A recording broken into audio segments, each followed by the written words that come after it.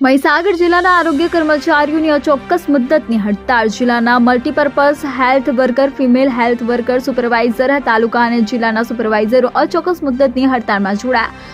આરોગ્ય કર્મચારીઓ છેલ્લા 2 વર્ષથી પડતર માંગ ન સંતોષતા હડતાળના રહે. જિલ્લાની વિવિધ ગ્રામ્ય આરોગ્ય સુવિધાઓ પર તેની સીધી અસર થશે. જિલ્લાના અંદાજે 400થી કર્મચારીઓ હડતાળમાં જોડાયા. કર્મચારીઓને પગાર વધારોને ખાતાકીય પરીક્ષા રદ કરવા સાથેની માંગ કરાઈ. જિલ્લાના આરોગ્ય કર્મચારીઓની માંગને લઈ આવેદનપત્ર આપી આ ચોક્કસ મુદ્દતની હડતાળે જોડાયા.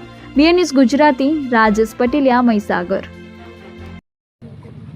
છેલ્લા 2 વર્ષથી અમારી 2 પડતર માંગણીઓ, એક ટેકનિકલ ગણી ટેકનિકલ પગાર ધોરણ આપવું અને એક પરીક્ષા અમારી જે લાગુ કરી છે એમાંથી મુક્તિ આપવી. આ 2 પ્રશ્નોને છેલ્લા 2 વર્ષથી વારંવાર લેખિત અને મૌખિક રજૂઆત ગુજરાત સરકારમાં કરી છે.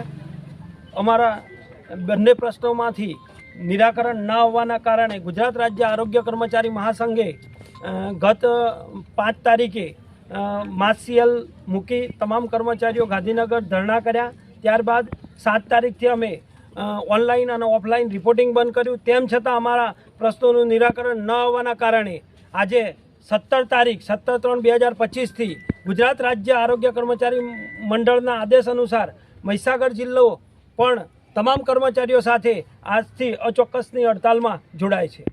કેટલા કર્મચારીઓ હડતાલમાં જોડાયા છે? 450 કર્મચારીઓ અમારા હડતાલમાં જોડાય છે મહીસાગર જિલ્લાના. જે કર્મચારીઓ હડતાલમાં જોડાયા છે, આરોગ્યની કઈ કઈ સેવાઓ ઉપર તે અસર કરી શકે છે? અમે જે કર્મચારીઓ જોડાયા છીએ એ ફિલ્ડના કર્મચારીઓ છે. અમે ઘરે ઘરે જઈ અને છેવાડાના માનવી સુધી સેવાઓ આપીએ છીએ. આજે અમારા હડતાલ પર જવાના કારણે અમારે અત્યારે જે 2 ઋતુ ગરમી અને ઠંડી ભેગી થઈ છે એના લીધે ફીવરના જે કેસીસ છે એટલે ફીવરના કેસીસમાં બી એ સેવાને બી નુકસાન થશે. બીજું કે અમારો મમતા દિવસ થાય, જે બાળકોને સગર્ભા માતાને જે રસી મૂકવામાં આવે છે એ પ્રોગ્રામને પણ નુકસાન થશે. NCD પ્રોગ્રામ ચાલે છે એને પણ નુકસાન થશે. અને અત્યારે ફેમિલી હેલ્થ સર્વે ચાલે છે એ પ્રોગ્રામને પણ નુકસાન થશે. શું નામ અને હોદ્દો? જગદીશ પ્રજાપતિ, પ્રમુખ, મહીસાગર જિલ્લા આરોગ્ય કર્મચારી મંડળ. છેલ્લા 2 વર્ષથી અમે સરકારના અમારી 2 માગણીઓ છે. એક છે ટેકનિકલ અને બીજી માગણી અમારી છે પરીક્ષા મુક્તિ. અમે છેલ્લા 2 વર્ષથી સરકારના લેખિત અને મૌખિક અનેક ઘણી રજૂઆતો કરી છે.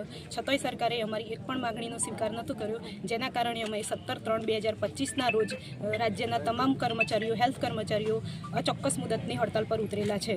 તો સરકારશ્રીને અમારું નિવેદન છે કે જલ્દ સે જલ્દ અમારી આ બંને માગણીઓનો સ્વીકાર કરે અને આ અમારી હડતાલનો સુખદ અંત આવે. શું નામ? શીતલબેન પટેલ, ફિમેલ હેલ્થ વર્કર, સૂચિત મંડળ પ્રમુખ.